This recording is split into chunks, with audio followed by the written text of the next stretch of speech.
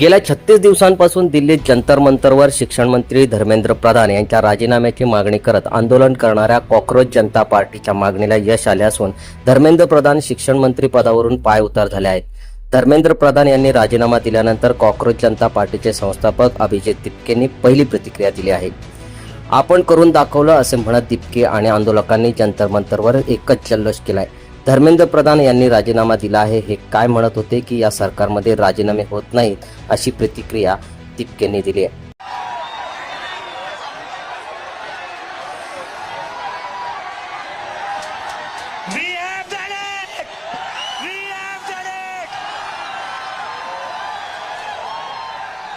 धर्मेंद्र प्रधान ने रिजाइन कर दिया है।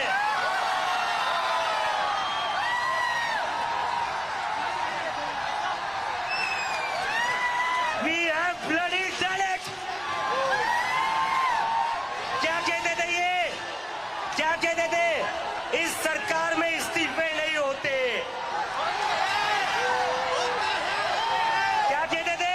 इस सरकार में इस्तीफे नहीं होते।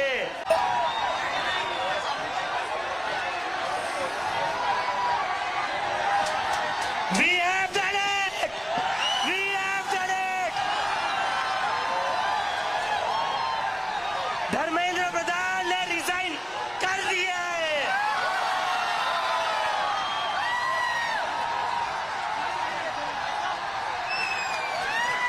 We have bloody done it! क्या कहते थे ये? क्या कहते थे? इस सरकार में इस्तीफे नहीं होते।